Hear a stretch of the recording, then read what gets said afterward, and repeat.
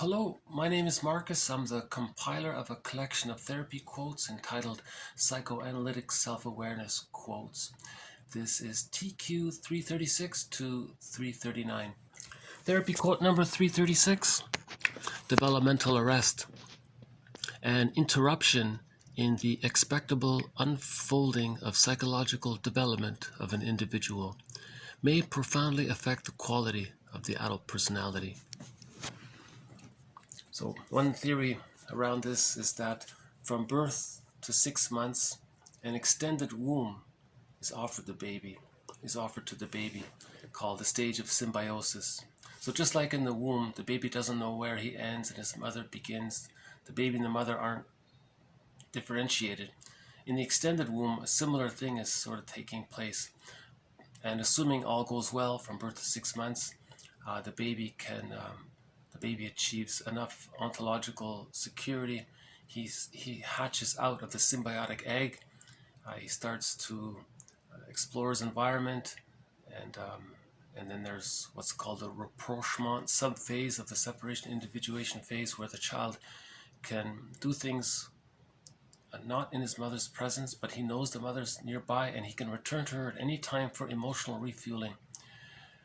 And then by the age of 3, he's achieved ontological security and basic trust. That's within him now. It's part of his psychic structure, and that's considered the psychological birth. And he can relate to others in a mutual way, and he has access to the real self and the capacities of the real self.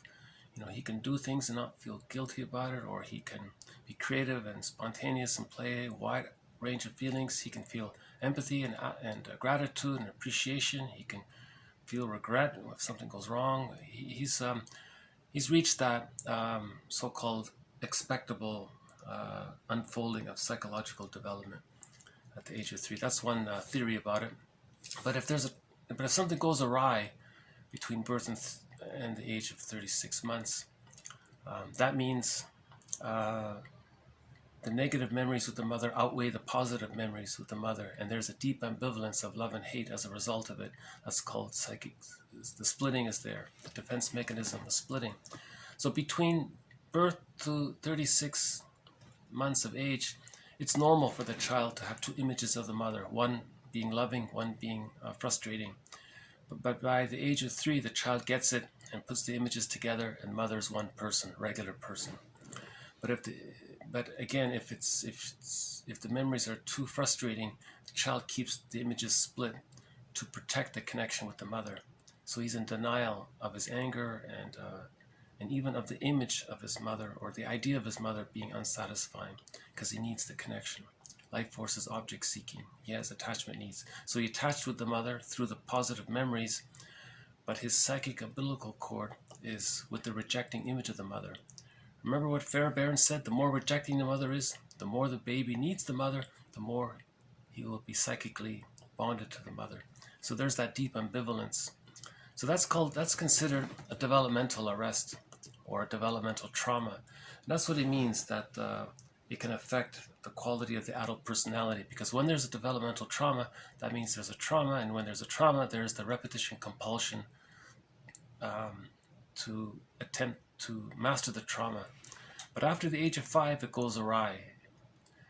Now the person is still using those infantile immature defense mechanisms like splitting, projective identification, externalization, displacement, and magical thinking, and entitlement, and narcissism, and feeling so important and entitled. All those are meant to be existential hearsay by the age of 3. Narcissism is meant to be existential hearsay by the age of 3. So that's one idea around developmental arrest or developmental trauma, is that it's going to lead to the repetition compulsion to try to master that trauma. Then the person's not seeing reality. He's seeing the world through the lens of his psychic trauma. So splitting is still there, and projective identification is still there. Narcissism, TQ 337. Narcissism used to be understood as a disorder of the spirit. So now we say that if there's any kind of trauma before the age of 3, that's a disorder of the self. But interestingly enough, long ago, if there's a developmental trauma before the age of 3, it was called a disorder of the spirit. Now, if the trauma is between birth and 18 months, that's the narcissistic pattern. If the trauma is between 18 months and 36 months, that's, we can call it the codependent pattern, or Masterson calls it the borderline disorder of the self. But he's using that phrase to talk about trauma during the rapprochement subphase of the separation individuation process. Prior to that is the symbiosis and the differentiation phase. If trauma takes place in those earlier phases, that's the narcissistic disorder of the self, because the image of the self and the image of the other are still fused too much. At least in the later stages, they've separated more. You're closer to the psychological birth, let's say. So anyways, that's an interesting phrase, the disorder of the spirit, you know. Because in the narcissistic pattern, the person is identified with the aggressor. Another way of saying it is that he identifies with his grandiose image of himself, but that covers the hungry, enraged, empty self underneath it. And he's denying it, splitting it off, or projecting it onto others. So that's considered a disorder of the spirit. Okay, 338. Anxiety neurosis. Chronic and persistent apprehension manifested by automatic hyperactivity. For example, sweating, palpitations, dizziness, musculoskeletal tension, and irritability. I just thought I would include this because we don't see this phrase very often, anxiety neurosis. I'm not sure what it's called today, maybe generalized anxiety disorder or chronic anxiety, I'm not sure. But so back then, chronic anxiety or anxiety, too much anxiety, was called chronic, or in this quote, anxiety neurosis in the past was chronic, persistent apprehension, tension, right? Chronic tension manifested by automatic hyperactivity. What he means by automatic hyperactivity is the sweating, the palpitations, and the dizziness, as well as musculoskeletal tension and irritability. So I just thought that was one sort of slant on understanding anxiety. Okay, one more, TQ 339. Trying to, quote, put feelings into or onto the analyst. Their tendency to act out rather than remember reflects the early trauma to which they have been subjected. So this quote makes the link that acting out is a sign of developmental trauma. Because in projective identification, he's calling projective identification, as described in previous videos, an infantile immature defense mechanism. And he's calling that acting out. So he puts the link there. If the person is coaxing, being provocative and hostile towards others and all that, that reflects the trauma of childhood. Remember Alice Miller? Where do emotional abusers get their ideas? From their childhoods, right?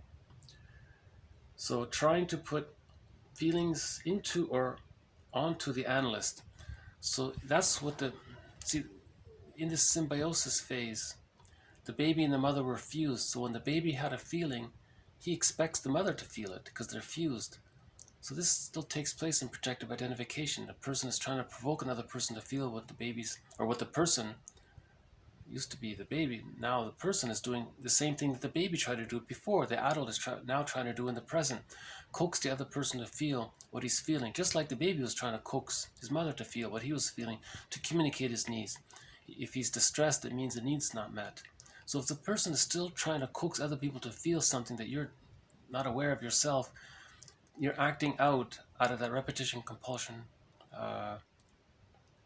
gone awry, right? So all of this, he's calling this a sign of developmental trauma, right? Okay, just a quick read through here. Developmental arrest and interruption in the expectable unfolding of psychological development of an individual. It may profoundly affect the quality of the adult personality. Narcissism used to be understood as a disorder of the spirit. Anxiety neurosis, chronic and persistent apprehension manifested by automatic hyperactivity, for example, sweating, palpitations, dizziness, musculoskeletal tension, and irritability. Trying to, quote, put feelings into or onto, unquote, the analyst.